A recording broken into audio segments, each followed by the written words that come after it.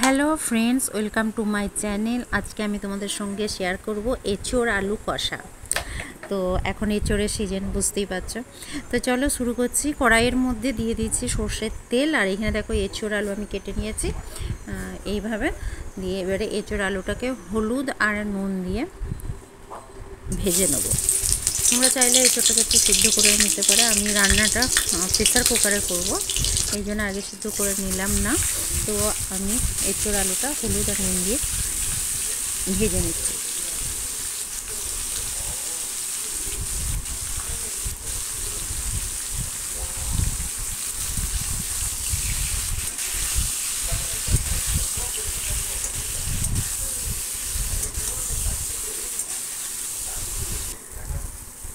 তো দেখো ভাজা হয়ে গেছে। এবারে এঁচোড় আলুটা আমি তুলে নেব। তো কড়াইয়ের মধ্যেই আমি কষিয়ে নেব, তারপর প্রেসার কুকারে দিয়ে সিটি লাগিয়ে নেব। তো এঁচোড় আলুটা আমি তুলে নিলাম, দিয়ে আবার দিয়ে দিলাম আমি সর্ষের তেল। তেলটা আবার গরম করে নেব। তো এবারে তেলের মধ্যে আমি দিয়ে দিচ্ছি তেজপাতা আর গরম মশলা, গোটা গরম মশলা। তারপরে দিয়ে দিচ্ছি পেঁয়াজ। তো পেঁয়াজটা আমি নেড়ে চেড়ে ব্রাউন কালার করে নেব।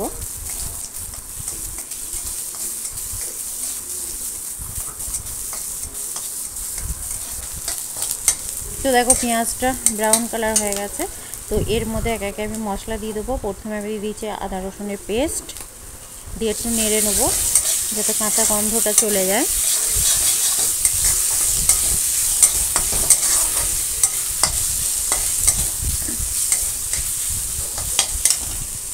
তো এবারে আমি মশলাগুলো দিয়ে দিচ্ছি হলুদ পাউডার, লঙ্কা পাউডার, ধনে পাউডার আর জিরে পাউডার দিয়ে হালকা একটু পানি দিয়ে মশলাটা ভালো করে কষিয়ে নেব।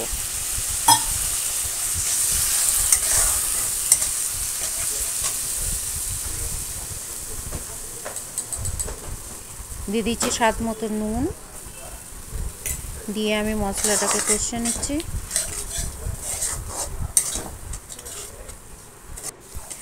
তো দেখো মশলাটা কষানো হয়ে গেছে। এবারে ভেজে রাখা আলু আর এঁচোড়টা আমি দিয়ে দিচ্ছি, দিয়ে মশলার সঙ্গে আলু এঁচোড়টা আবার ভালো করে কষিয়ে নেবো নেড়ে চেড়ে।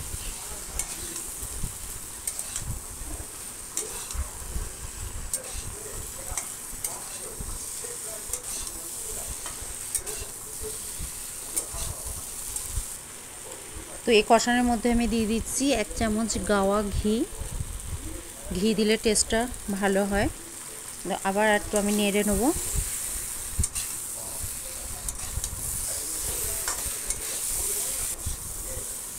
দিয়ে এবারে দিয়ে দিচ্ছি পরিমাণ মতো পানি।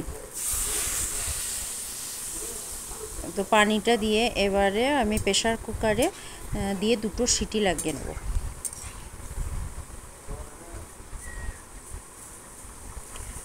তো দেখো 2টো সিটি লাগিয়ে নিলাম। তো কালারটা কত সুন্দর এসছে।